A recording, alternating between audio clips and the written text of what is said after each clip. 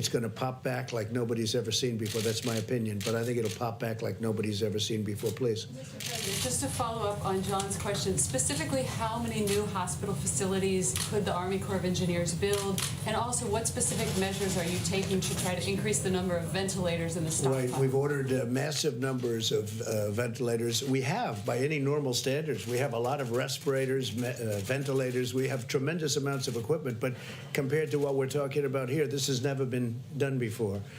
And yesterday I gave the governors the right to go order directly if they want, if they feel they can do it faster than going through the federal government. Now, we've knocked out all of the bureaucracy. It's very direct, but it's still always faster to order directly. And I gave them, that was totally misinterpreted by the New York Times on purpose, unfortunately. But it's very important. Yes, Mike? I could amplify. Yeah, please. Yeah, thank you. Our President directed us to work with the Department of Defense. There's two ways that DOD can be helpful in terms of expanding medical capacity. I know the governor of New York has asked us to look at the Army Corps of Engineers, which could perhaps renovate existing buildings. But the President also has us inventorying what you all would understand as field hospitals or MASH hospitals that can be deployed very quickly. We spoke with Governor Inslee yesterday in Washington State. We have resources in that part of the country that we can move. And as governors make these requests, we will process them, bring them to the President. But there are two different lanes that DOD can provide, in addition to many medical supplies to augment our national reserves.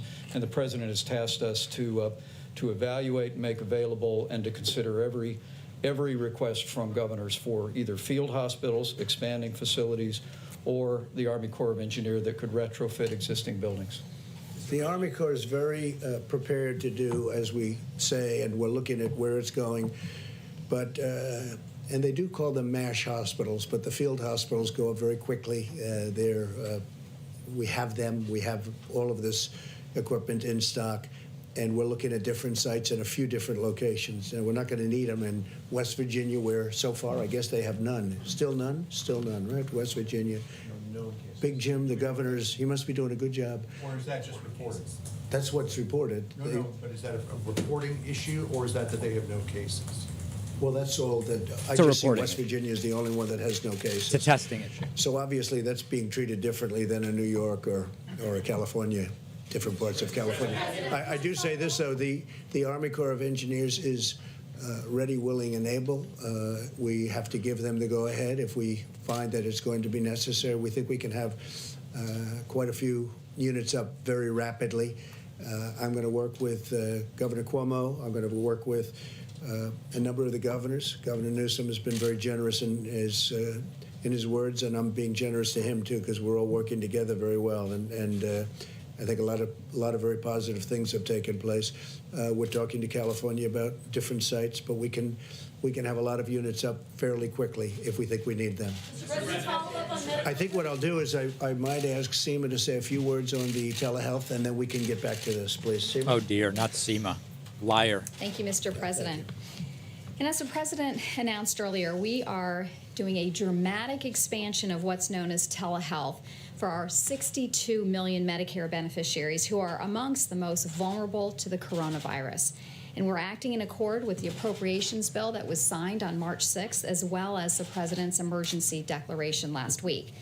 And this action is a part of our broader effort to ensure that government requirements, rules, and regulations don't get in the way of patient care during an emergency.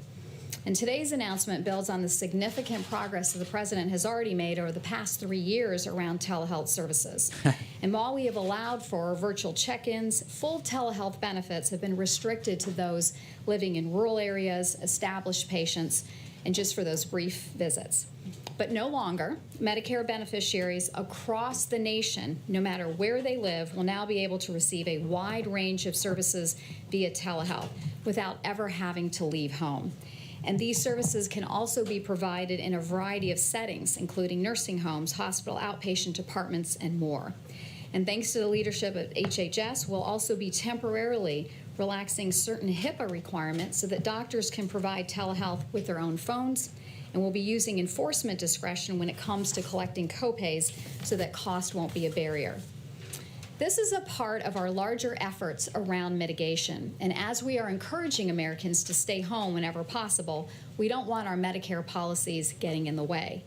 And so consider the implications of this. Perhaps an elderly patient with diabetes needs routine checkup, and this has nothing to do with the coronavirus. And so with our new telehealth benefits, this person who's not really, who's at risk for the coronavirus doesn't have to venture outside their home.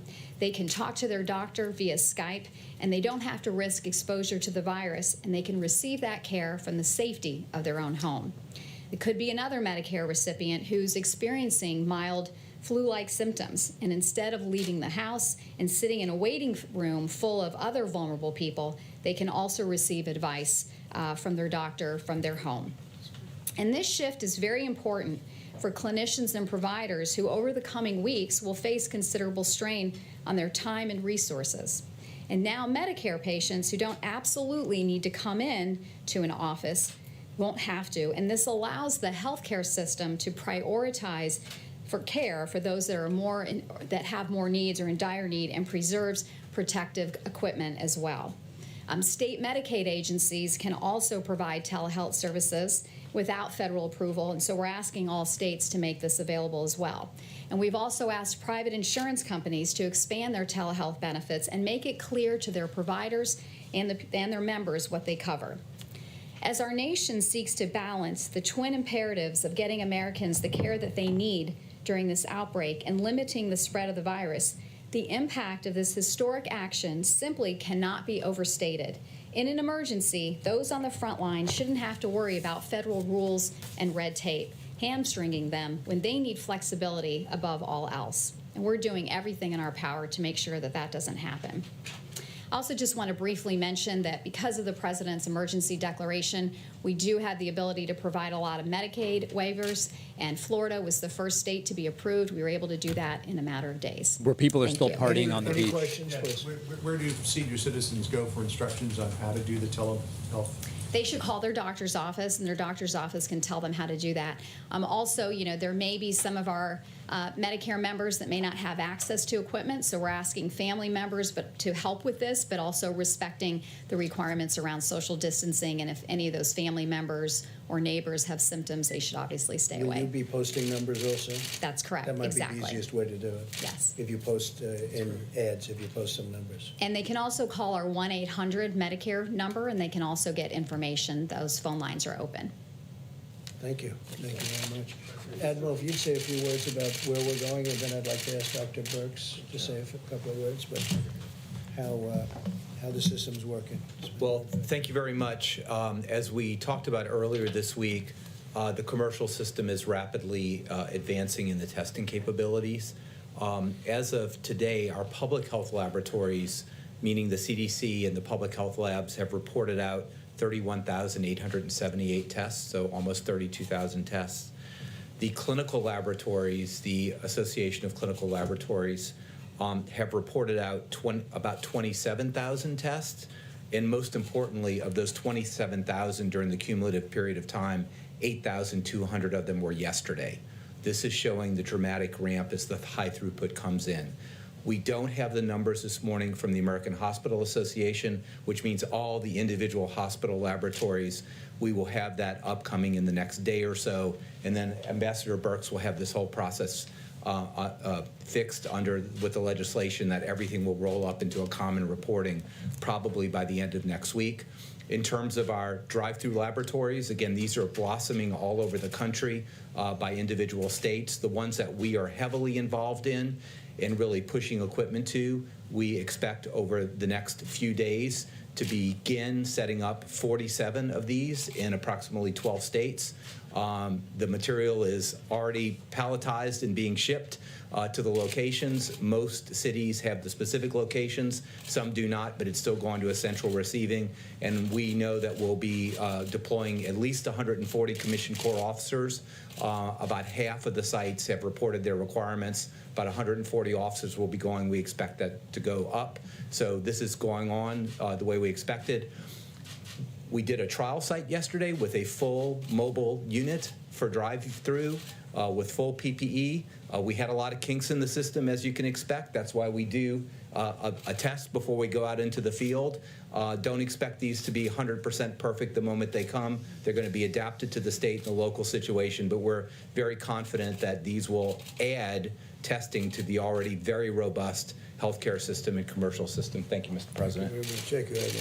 All right. And this has never been done before, and it sets a great roadmap for future. Should we have something like this in the future? I hope we don't. But it's never been done before, and they've done an incredible job. And again, we're working with the states and relying on the states. We have to, because they have, it's point of sale, it's point of sight, and we're in, I think, just about every instance getting along really well with the states. If I could, Dr. Birx, if you could say a couple of words, please. Great, thank you. Thank you, Mr. President. So I think what you've been hearing from us is to find solutions that are high quality and sustainable based on the frontline workers and governor's requests. And those come in on the governor's call. We've been immediately responsive to those. And that's the level of red tape and bureaucracy that we have removed. I think that point about sustainability and quality is very important because, as the president says, we're creating a roadmap for a different level of functionality for future pandemics. Our flu pandemic preparedness plan was a plan. Now we're seeing where we have to revise, where we have to create new avenues of research, new avenues of work to really ensure that the need of the American people can be reached. We were adamant about having a high-quality test based on our commercial vendors. Over the next few months, you will begin to see that other tests that were utilized around the world were not of the same quality, resulting in false positives and potentially false negatives. These tests were studied and studied by the FDA to really ensure that they are that level of quality, and we've given the states the permission to ensure that same level of quality. Now, I want to just say 1 minute on the testing. Testing should not be used as an assessment of your risk.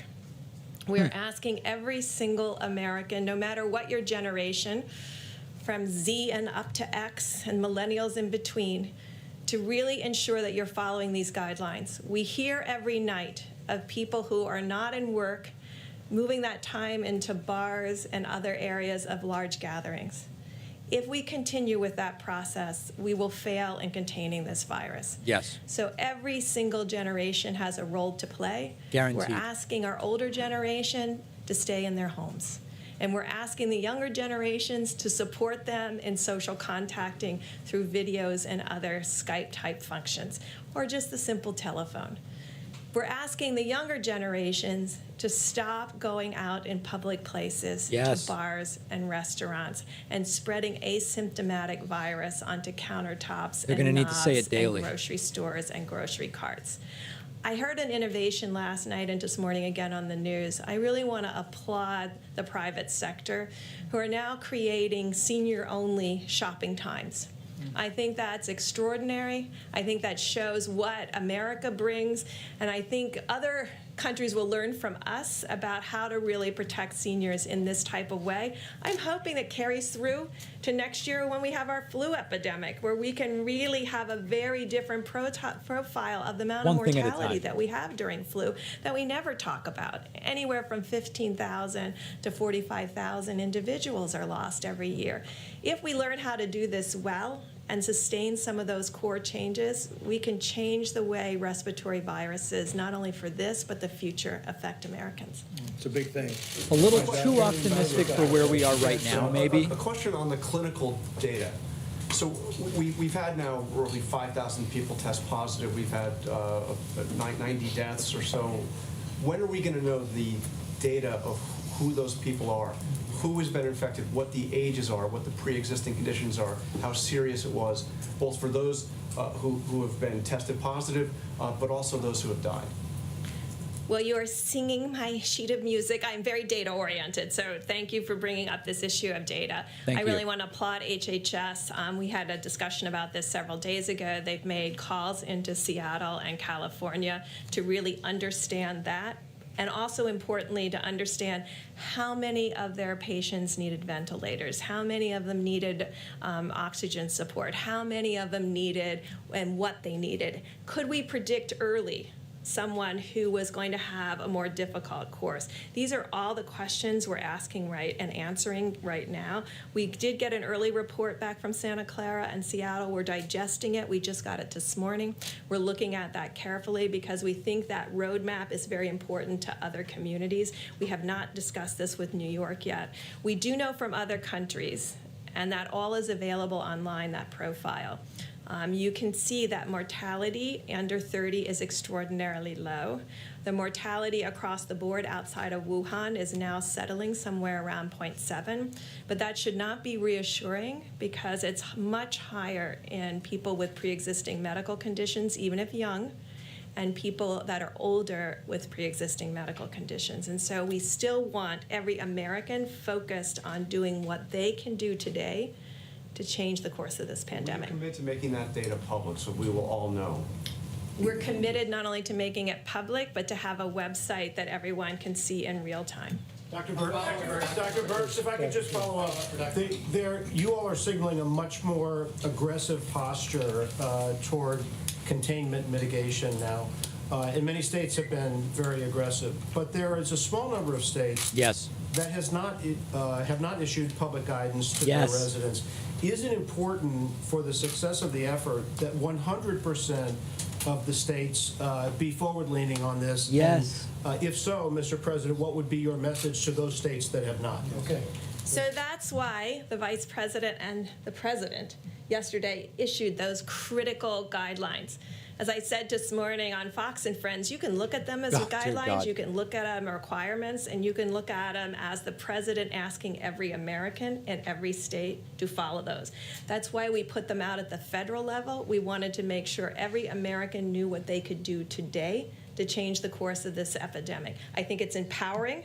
I think it says all of us have a social responsibility to each other, and that's why we believe that every mayor and every governor should be instituting these guidelines that came from the White House and the President of the United States. That means Oklahoma. And we've been very tough in those states. I know exactly what you're talking about. We've been very tough in them. Thank you. I hope so. Please, go ahead. A follow-up question on the testing. You've been telling us for days now that millions of tests have been sent out. So why have fewer than 60,000 people actually been tested?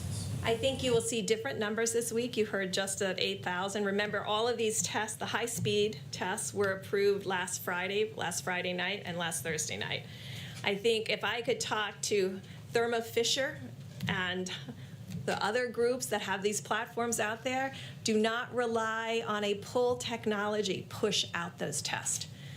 Because we can only make them available. Groups have to order them. So we've been talking to Thermo Fisher, one of the key platforms, to push out tests based on need and not wait for orders. And is that where the issue is, getting the tests out, or is it getting the tests conducted? That's a great question. It's both. I know part of it is getting the test out right now. I think the Admiral and others are working on getting the issues related to getting the test conducted. I'll tell you more about that that does after. take time. He is working on innovative solutions that are creative and sustainable that will be a game changer in testing, but we don't have the data yet. This is a critical comparator. Can you do it yourself? Can you actually sample yourself? These are the kinds of things we're working on right now, and he's getting the data for us. And the states are actually doing a lot of it. The governors and the states are doing a lot of it, with even our tests. Yeah, go ahead. Go ahead, please. Okay, thank you. Can you give us a sense of how long these tough new restrictions will need to be in place until we start to see the Possibly rate August. of this virus going down? And also, can you speak to this study that as many as 2.2 million people in the United States could die if there weren't this type of action by the government taken? To what extent did that prompt what we saw yesterday? I think, models are models, and they're based on input, and they're based on infectiousness without any controls. I can tell you we've never seen that level of infections that modeled up to that 2.2 million in mortality. So we are looking at that. We are having a particularly model meeting tomorrow. I think that's really going to be important. Model meeting. I've dealt with a lot of modelers in my time. They're Beautiful. wonderful people. but they all have their favorite Great inputs people. and they all have their favorite integration functions. So we're evaluating all of those so we can integrate and create the best model for the United States based on the best data. And that first set of recommendations you saw were based on what we could do today to prevent anything that looks like that. If I could just say one other thing to the hospitals and dentists out there. Things that don't need to be done over the next 2 weeks, don't get it done. If you're a person with an elective surgery, you don't want to go into a hospital right now. There's My a lot of dentist closed. distraction. There's a lot of people doing a lot of other things to save people's lives. So let's all be responsible and cancel things that we can cancel to really free up hospital beds and space. And then let's do everything that we can to ensure that we don't need the ventilators because we protected the people who would have needed to use Trump them. smirking, looking forward to that model meeting Are you tomorrow. looking at the possibility of more actions like, for example, limiting travel within the United States? Are you looking It's at... possible. It's possible. We'll see how it goes. I think there's been great cooperation with local governments, states. We'll see how it goes. It's going right now pretty well. Yeah, please, go Can I ahead. follow on that, Mr. President, Please, very quickly? yeah. Just very Go quickly. ahead. Do you need to invoke the Defense Production Act to get more of those medical supplies to different Well, hospitals? we're able to do that if we have to. Right now, we haven't had to, but it's certainly ready. If I want it, we can do it very quickly. We've studied it very closely over 2 weeks ago, actually. Closely and strongly. We'll make that decision pretty quickly if we need it. We hope we don't need it. Because the states It's a big step. need more help from the federal government Well, when it comes to those supplies. You know, when you What say do the to states, those governors? in particular, 3 states need some help, and some states, have 2 people, 3 people, no people. In the case of, again, West Virginia. So we're looking at Nobody it very lives there. closely. We've taken it apart 15 different ways. It's a very difficult thing to do. It's a very big step, and if we need that step, we'll take it. Okay? Quick follow on Kristen's first question. A lot of people have got travel to places that aren't considered hotspots, Yeah. Caribbean, Mexico, that sort of thing over the next few weeks. Would you recommend that they follow through with those plans? I would just say enjoy your home stay. I would Don't just travel, say he's right saying. now, we have to get this problem fixed, and He's then we'll right. get back into business really quick. We'll open up our country, we'll open up our society, the world will hopefully open up. We see areas of the world that haven't done well, and we see areas that are doing very well. And I would put us in the category of doing very well for a country so big. I think that I would recommend that they just enjoy their living room. John. Yeah, go ahead, please. What do you say to people who are not heeding these guidelines from the White House? And then also I have a question on asymptomatic people that Dr. Burks. I'm not happy with those people if they're not. But those people are being shouted down by other people. They know it. They're being. Too many It's aren't. almost like self-policing. They should be. The people went in. There are a couple of instances, I guess, probably more than a couple, where people are not happy when they see others doing what they're not supposed to be doing. We have to get rid of this. We have to win this war, and ideally quickly, because the longer it takes, it's not a good situation. I like the I'm attitude. not even talking about the economy. I'm talking about the lives of a lot of people. Yeah, please. Did you have one? Will the White House put any restrictions on corporate bonuses for companies that do get bailed out like airlines? I'm going to ask. I think I'm going to ask Mike. Answer that question. Give us a sense, Mike. Who I gets think bonuses? it's all a work in progress. What President Trump has made clear to industries around the country is that we're going to do whatever it takes. We understand this is an extraordinary moment in the life of our nation. It's the reason why the president brought in leaders of the financial sector, airline industry. He'll meet with all additional industry leaders today in tourism and hospitality. But he has tasked the Secretary of the Treasury to work with members of Congress in both parties to make sure that we construct the kind of economic support that will allow those industries to weather the period of the coronavirus and then to come back stronger than ever before. We've had such incredible. I don't know. It's almost the word spirit is the best word. It's like a spirit. The banks have come in, and the banks are doing things that they would have never done. Because they working want the on money. Extensions and lots of things that they wouldn't have done. They want the bailout. Copays with regard to the insurance companies. I mean, for them to be doing what they're doing, you know all about the copays. They would have never done that, and they did it. They were in my office. I would say the 11 biggest in this country. I guess probably the 11 biggest in the world, the big ones, all the big ones, and they did things on copay that nobody would be doing, that they wouldn't have done in a million years, but they're doing it. There's a great spirit going on right now in the country. So you want to, yes, please. Dr. Fauci, you've said you like being accused of overreacting because that is an indication we may be doing things necessary to beat this, bend the curve. How long do you think it will take for you to be confident that, yes, we're bending the curve, or no, we're not? You know, I can't give you a firm number on that because the dynamics of outbreaks in some respects are predictable historically, that they do this and that. We don't know because this is really unprecedented. I mean, of all the outbreaks that I've been involved with over the last at least 36 years, and then going historically back, we've never had a situation where the mobilization of all the different components, travel restrictions, internal containment, mitigation, financial assistance, public health assistance, testing. So we don't really know. But the one thing I do know that if you look at models with all of their vicissitudes of models, is that when you have input into the kinds of mitigations and things that we're doing, we're going to see a hump instead of a peak. I would be really surprised if all the things that we're doing, and this is really a comprehensive approach. I hope he's right. Struck as I was listening to everyone make their presentations that, you know, I'm a scientist, I'm a health person, and I'm a physician who sees patients. So I look at it from one particular standpoint. But what I'm being impressed by is that this is really a comprehensive thing that has multiple components to it. All of them got to succeed if we're going to get to that end point that I've described multiple times from this podium. So I hope that if everyone does their job, we're going to be able to give you a number and say, you know, we've seen that inflection and we're coming down. I would hesitate to do it now, to be honest with you. Yeah, if what we're doing now is having an effect, we would know that in 10 days. I don't want to be misleading. I just want to say one other thing because I heard Dr. Birx say it, and I think we need to say it over and over again. When I was young, a long time ago, I felt that I was invulnerable, the way I think many of us feel we're invulnerable. And when we're asking the young people to help us with this mitigation strategy, by staying out of the bars, staying out of the restaurants, really trying to distance yourself. Don't get the attitude, well, I'm young, I'm invulnerable. You are, well, in some respects, you're certainly less vulnerable than I am.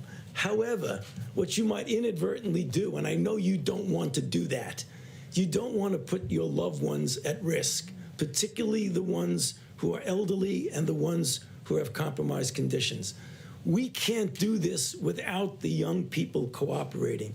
Please cooperate with us. Thank you. Smartest guy on the stage. Dr. Fauci, and I'm going to read my notes so I get this right, but there's apparently a new study out of China. It found that the vast majority of cases, 86%, were in untested patients with mild to no symptoms. So what does that say about the impact of testing, and does it mean that testing should actually go beyond the sickest patients? Yes. You know, that question keeps coming up, and I'm not going to evade the question, but I want to make a point. We tend to think that we're not going to be able to mitigate or contain without testing. They complement each other in some respects, but they're separate channels. Even if we had no testing, we should be doing what we're doing now. The question you're asking, so I won't evade it specifically, would it be important outside of a doctor-patient coming in together, of knowing what's out there, what might be under the radar screen? The answer to your question is yes. So let me tell you what the CDC is doing right now.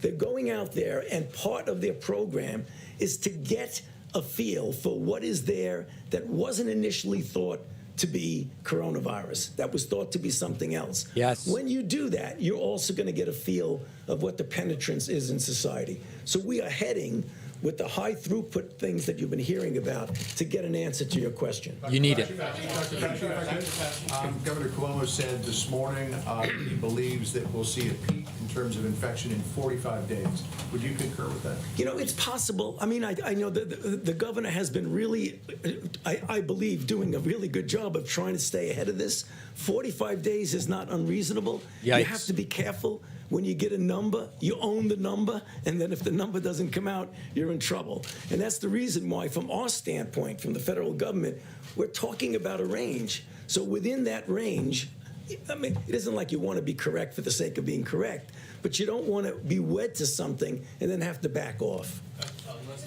Go ahead, please. When is the soonest that we'll know that these new guidelines are actually bending the curve? Or 10 to 12 days. And is there a point in time where you know, in the next couple of weeks, where you'll be able to tell the president more draconian measures are needed? Well, okay, so what's happening, I mean, if you look as a metaphor, it's kind of like a race against the virus. If left to its own devices, will do this. And us trying to somehow blunt that. Now, you could see the virus going up and up, and your effect, your work, what you're trying to do, may actually be having an effect, but you may not see it because it'll still be going up. And as you're trying to implement your interference with the virus, you may not realize that you are actually interfering, and you'll say, wait a minute, it's still going up. What's going on? You've done nothing. Less, though. But you don't know whether it would do this versus that. So the answer to your question, it probably would be several weeks and maybe longer before we know whether we're having an effect. It may be at the end of the day, we'll see a curve that would have been way, way up. But I wouldn't, like, put us to task every few days. Well, wait a minute, it's going up. Is it working or not? That would be really misleading if we do that. Go ahead, regarding Everybody wants to talk to him because he's the smartest guy on the stage, nearly 80 years old. One of those guidelines was a recommendation against gatherings of 10 or more people. And today, the governor of Alabama issued her own guidelines, and it was a recommendation against gatherings of 25 or more people. What is your recommendation for people of Alabama, people across all of the country, as far as the guidelines that were announced yesterday by the federal government? Okay, so the one thing we don't want to do is to get hung up on the difference between 10 and 25. I think you might agree with that. When we give guidelines, they're only guidelines. We sit down, we look at the data, as Dr. Burke said, we're data-driven, and we say, on different models, 10 looks good. If someone wants to do 25, we're not going to fault them, but if someone wants to come to us and ask us what we think the best is, we stand by the numbers. It isn't perfect, it isn't precise math, it's assumptions and it's data that make you get your decision. But would it be more effective if every state and every city in the country A lot of was nose playing by the touching. same rules Yes, instead of of different? course. But this is the United States of America. There's a lot of free enterprise there. People do their own thing. And quite frankly, I don't think there's a big deal difference between 10 and 25. We got many, many more important things to worry about than that difference. Mr. President, thank you. Going back to supply chains and then talking about preparedness for the future, yesterday Larry Kudlow said that there is an idea floating around the administration to cut taxes for companies who would be bringing their supply chains back to the United States. He said he specifically liked immediate 100% write-offs for structures, equipment, but he said you hadn't endorsed that yet.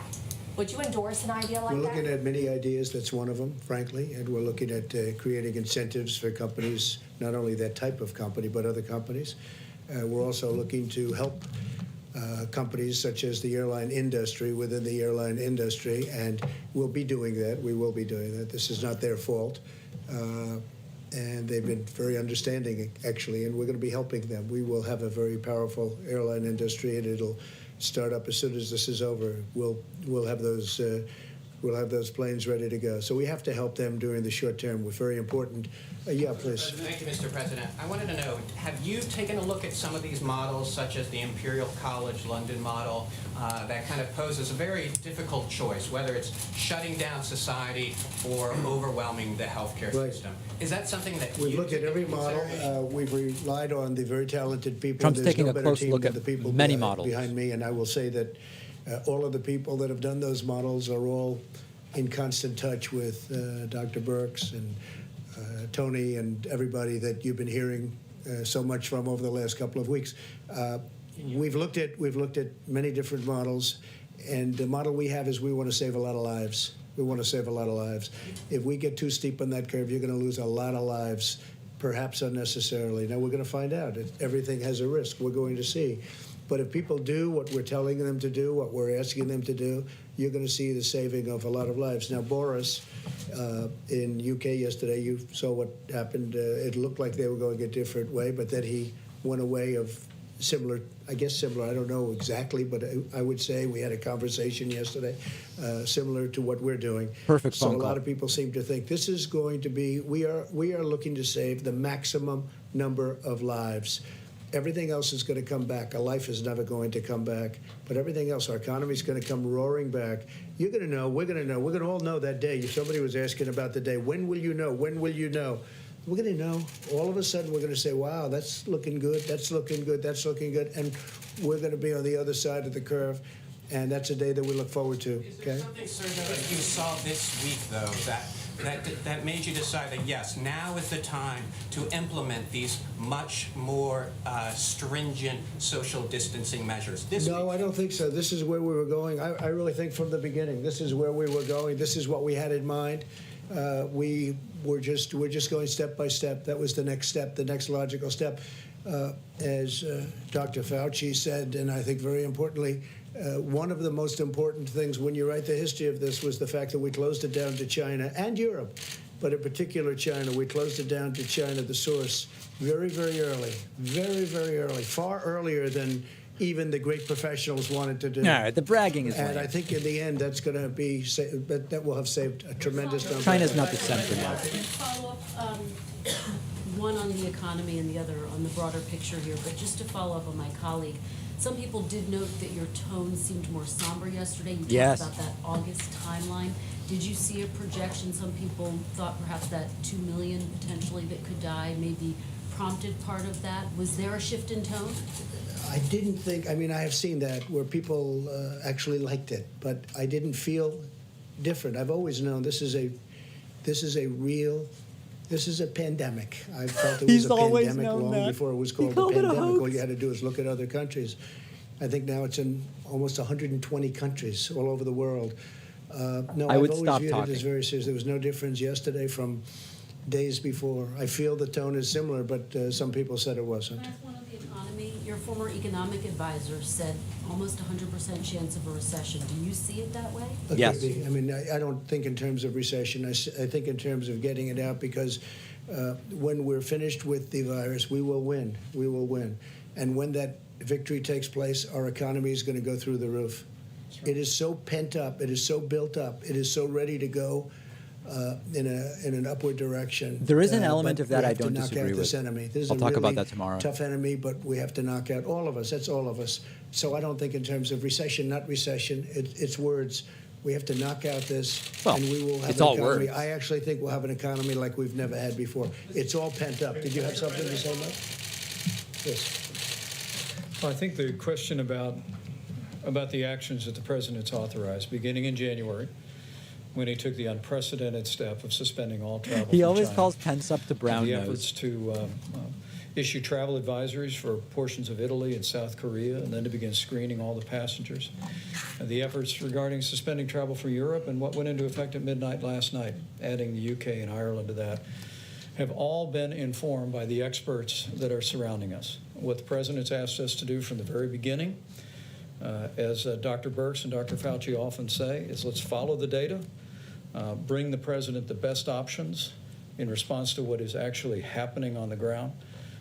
But with regard to yesterday's 15-day slow the spread plan, our team unanimously brought to the president these very strong recommendations for every American, because we truly believe we are at a point in this epidemic in our country when we can reduce the number of people that actually are exposed to or contract the coronavirus.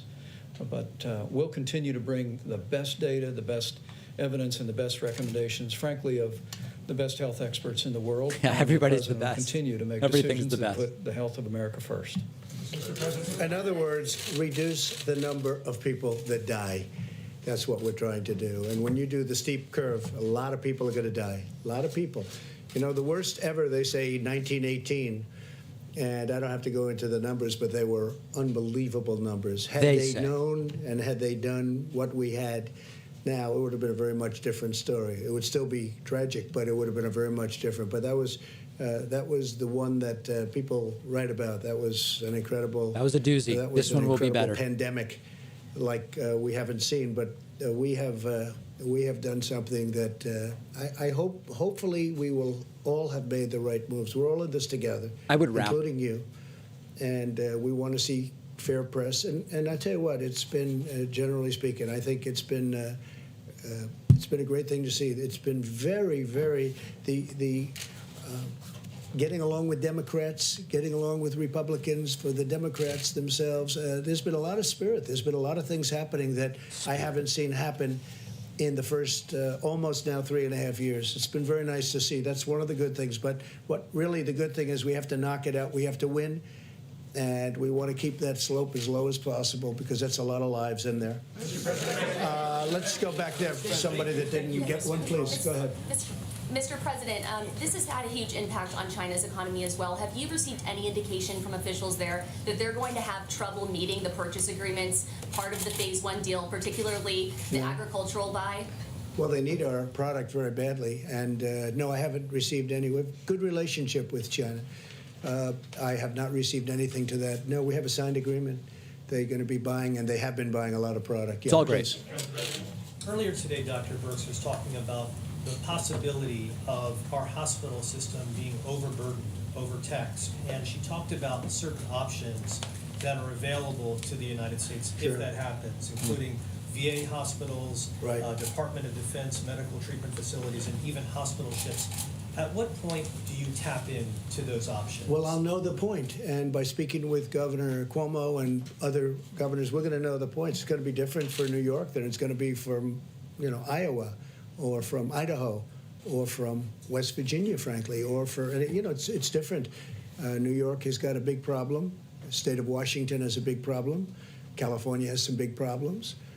Everyone's doing a good job, but we're going to know when it will be, and I believe it'll be more spot than it will be. It's not going to be the whole thing. It's going to be spots. There are some hot spots that are in trouble, big trouble, and there are other areas that are in no trouble at all. They watch it on television. They don't know. It's just not affecting them, and they're lucky.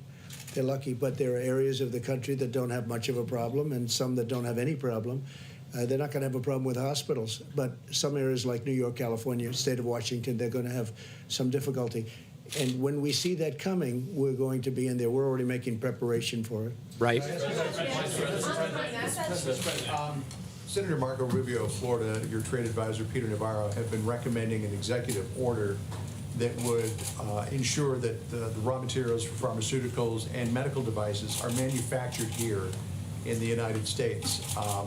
We were getting some indications last week that you were close to signing this executive order. Can you tell us? Well, we're looking at different things, John. I don't want to say exactly. Right now, China's been sending us everything we need, but we're looking at some alternatives. Yes, we are looking for alternatives, and we have other places. Ireland does a lot of work for us. You know that in that world, in the pharma world, a very tremendous producer, and we are looking to bring a lot more back home. And I've been, excuse me, you know me for a long time. I've been talking about this for many years, long before I decided to run for president. I've been talking about this, and we have to be able to take care of our country. And that was one of the many things on the list. So we'll be talking about it, but we are discussing it, and Marco is very much involved, and Peter is very much involved. A lot of people are involved, and a lot of people feel that way, but we'll be discussing. Let's go, please. Thank you, sir. You said Canada has closed its borders to non-citizens. Are you considering... Not other than America. Not the United States, of course. Are you considering closing the land borders in the United States? And also, you've discussed... Well, Canada has not closed it to the United States, Right. so we're working very closely with Canada,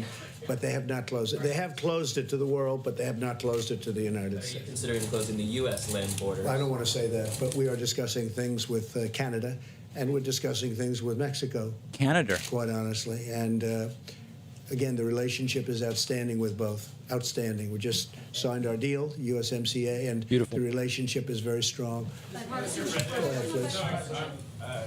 China and others have criticized you for using the phrase Chinese virus. How do you feel about that? Are you going to continue using that phrase? Well, China was putting out information which was false that our military gave this to them. That was false. And rather than having an argument, I said, I have to call it where it came from. It did come from China.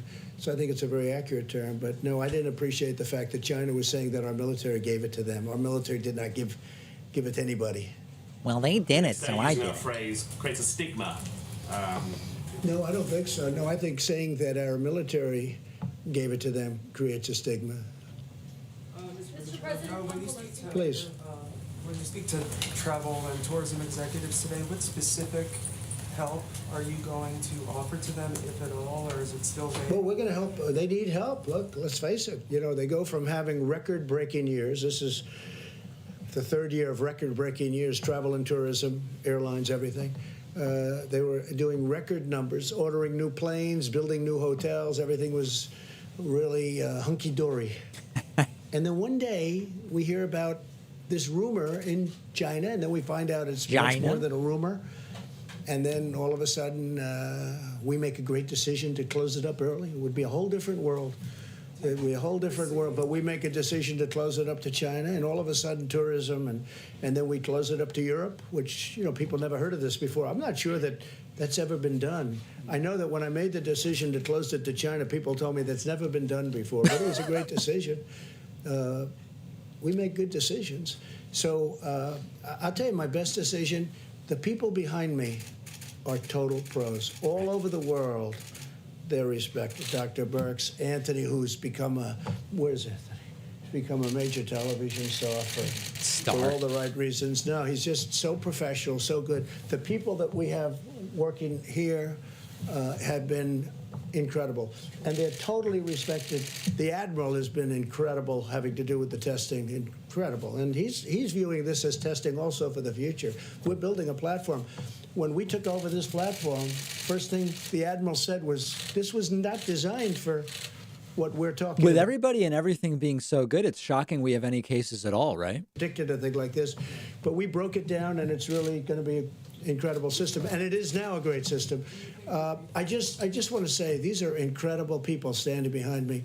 They're the most respected in the world. Every country that you've mentioned today so far has called them, and they call them all the time for advice.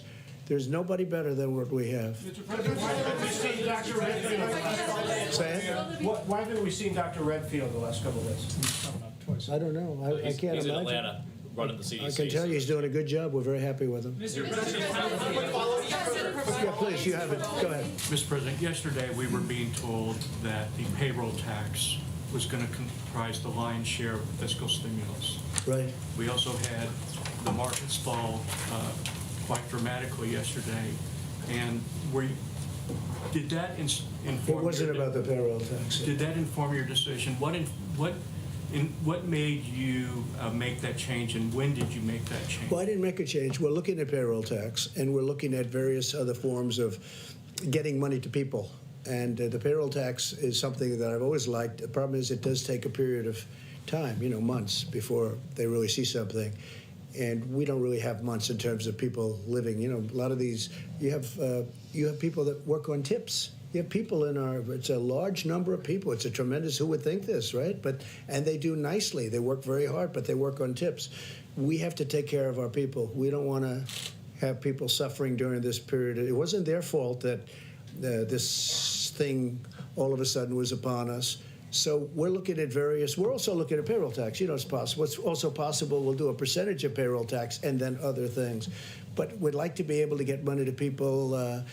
You know, we're very lucky. Our country's doing so well. We can do this, and we can do it easily, but we have to do it. And I have to say, Mitch McConnell, if you look at Mitch and Kevin and the whole group, and it's been incredible how they're reacting, how Congress is reacting, how, whether it's the House or Senate, how they're moving. And I'm talking about Democrats and Republicans, but we've had tremendous leadership meetings, and they want to see it done right. And they do want to go big. I think going big is important. I don't think we want to go up there every day with a different idea, a different concept. Oh, gee, let's worry about the airlines. Let's do this one. You have a big problem with the cruise ship industry. It's an industry that was setting all sorts of records 2 months ago. Then all of a sudden, there's nobody on the ships, okay?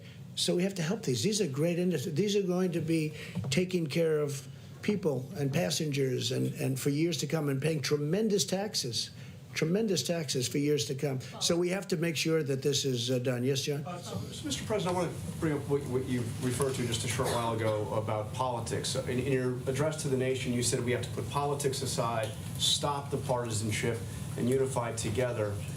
But this morning, you criticized the Democratic governor of Michigan. Yesterday, it was the Democratic governor of New York. You've attacked Obama. You've attacked Biden.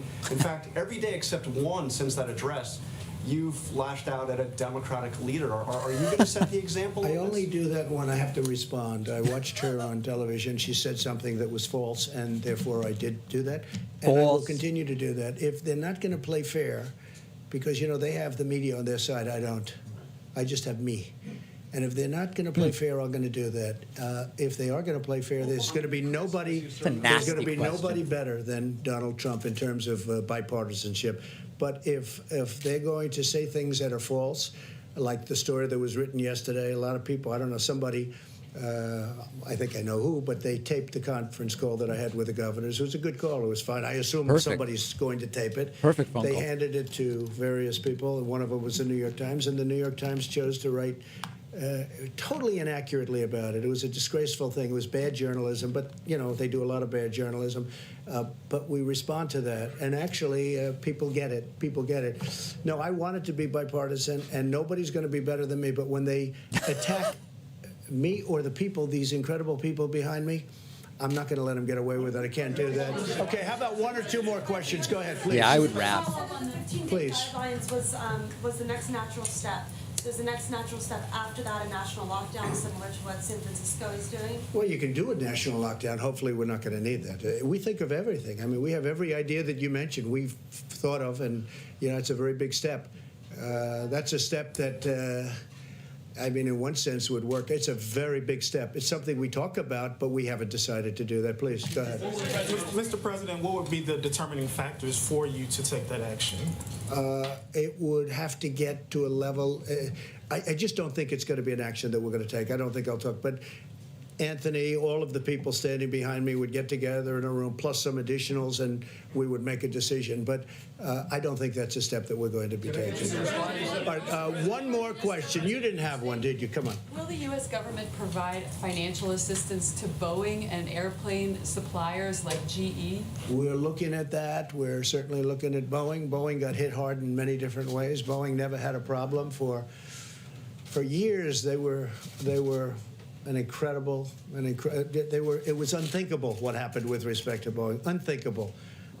Probably, I would consider it the greatest company in the world prior to a year ago. Now they get hit in 15 different ways, and they have different management. I've met the new people running Boeing. I think it's going to be outstanding. But yeah, we have to protect Boeing. We have to absolutely help Boeing. They were doing a job. They were getting. It was coming along well.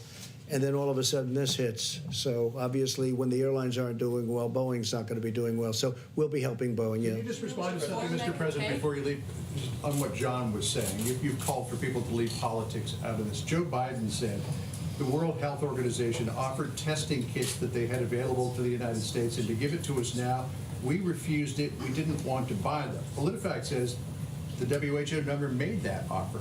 Can you tell us? Well, that's what I heard, and I'm going to let Tony answer that question, or whoever's best at answering that. But I do have to say, when you talk about politics, I watched the debate. Not too exciting, but what they said about me, and we've done a great job. When you talk about not being bipartisan, what they said about me, and if you look at swine flu, the whole thing, and I guess it was 2009, and what they did and the mistakes they've made, they were terrible. They were horrific mistakes. 17,000 people died. And I'll be honest, they shouldn't be criticizing because we've done a fantastic job. The only thing we haven't done well is to get good press. We've done a fantastic job, but it hasn't been appreciated. Even the closing down of the borders, which had never been done, And not only did we close them, but we closed them early. The press doesn't like writing about it. Close it. So we've done a poor job on press relationships, and I guess I don't know who to blame for that. I don't know. Maybe I can blame ourselves for that. I will blame ourselves, but I think we've done a great job. I think we've done a poor job in terms of press relationship. But let me have somebody answer your question.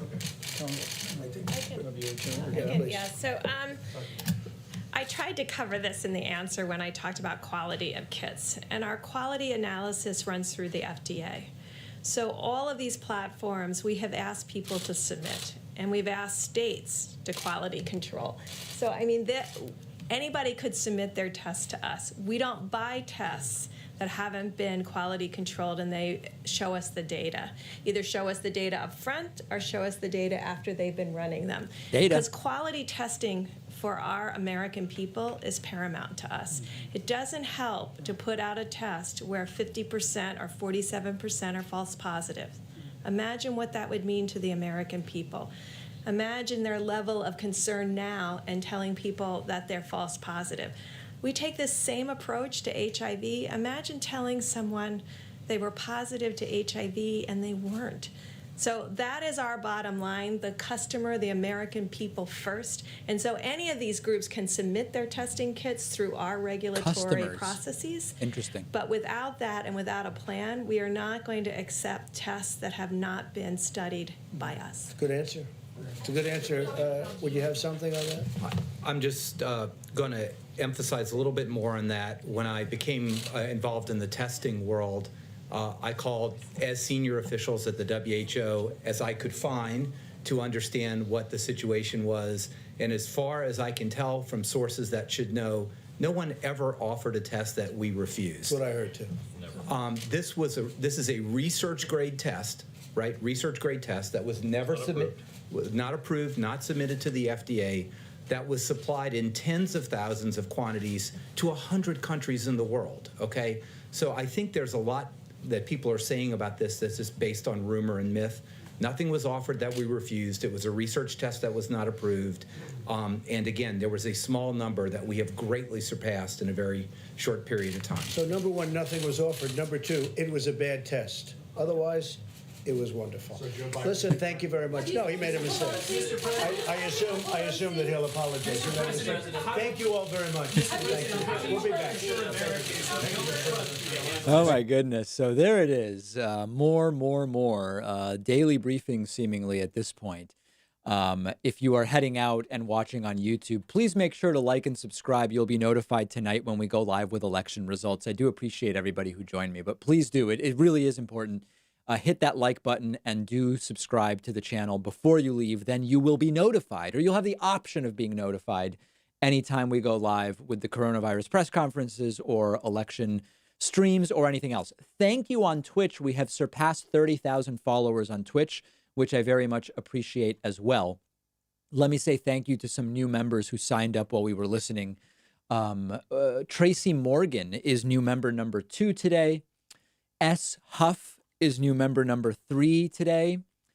Aislinn Underwood is new member number 4 today. Brad Tashoff is new member number 5 at joinpacman.com. Want to say thanks to Samuel Gonzalez, who is new member number 6, and Chris Fitzpatrick is new member number 7. Very, very much appreciate everybody's support, continued support of these streams. Let's answer some super chats. If you have one, feel free to send it in.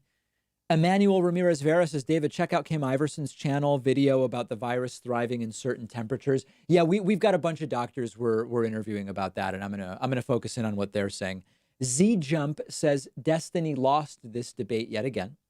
Seth Barham says, how many progressive policies do you think will be implemented out of necessity to address this? Seems social programs are suddenly kosher. Yeah, a lot of this stuff, I don't know how we can afford a lot of this crazy stuff that we're doing, which is, of course, necessary. Arith Sem says, we can prevent the spread by not inhaling. Tough to do. Emma Johnson says, I live in Oklahoma. Our governor said he's still going to eat out. B. Crow says, realized I haven't had a notification from your channel in a bit. Arith Sem says, wash takeout food before to prevent infections. wash the food. Like if you get like pad thai from a Thai restaurant, you just run the entire dish underwater. That's tough to do. Kevin Shane says Mnuchin in charge. Bonuses are safe. Yes, probably. Erythropathax says Spice Delight and Belmont is great Indian food. Have never been to Belmont. Don't know anything about it. Walter sends a super chat. Zachary Monroe says, is Trump going to use a black Sharpie to mark up those models? Wouldn't be surprised. Jeremy Comfort says Trump needs to shut up. Newa Matt says Trump takes the first major word he hears, China, Canada, etc., and keeps repeating it incessantly in a monstrous word salad that has nothing to do with the original questions. Reporters are falling for it. Yes, they are. Hype Train is happening on Twitch. Let me say thanks to By Rachel for the subscription, Political Puppy, Raph Kelly, Manius Tranquilius, Encrypt TR, Crow Quill Kill, as well as Fried Sickle for subscribing over on Twitch. Man, those usernames are something else, my friends. That is for sure. Costel Ilescu says, be safe, take precautions. If you have to stay inside, download the Dysfunctional Mariachi album 308. DPU rock. Thank you. Alexander Brault says, I would love to see a chart of stock markets with Trump's COVID-19 press conferences highlighted. Yeah, so today it was kind of an up and down thing, but last week he did a press conference and the stock market went way up. Yesterday's it went way down. Today's it went way down, but recovered about a third. It's sort of all over the map. Let me say thank you to Alien P and Grungy Dan also for their contributions on Twitch. RD Visions says it's a new world order designed cataclysm. I would avoid spreading conspiracies. Clever to Swear says he's letting out every brag after yesterday. Yeah, he is. Ali Mack said, oh God, he's becoming self-aware. Alonzo Smith sends a super chat. Robert Pisani says, stay safe, David, and everyone else. Much love from Canada. Baron Steuben says, thanks for the coverage. Everybody drop a like. Yes, remember, like and subscribe on YouTube. Free. Hello. Doesn't cost you anything. Eric Hendrickson says, kind of disturbing they don't refer to us as patients, but as customers. Yeah, this is now the third time that they've referred to people who are sick and potentially sick as customers. Tells you a lot. Nano Brazi TV says, this is good stuff. Keep the good work going. Hideyoshi Lakan says, I'm enjoying universal health care here in Canada. Bomb-ass Dankass says, how will voting be affected? Will people turn out? We will know tonight. Okay, so this was an impromptu stream. We do have a scheduled stream, 8 p.m. Eastern tonight. Join me tonight. It is going to be results from Arizona, Illinois, and Florida. Ohio has canceled their primary tonight. Okay, that's it for now. See everybody in 7 hours.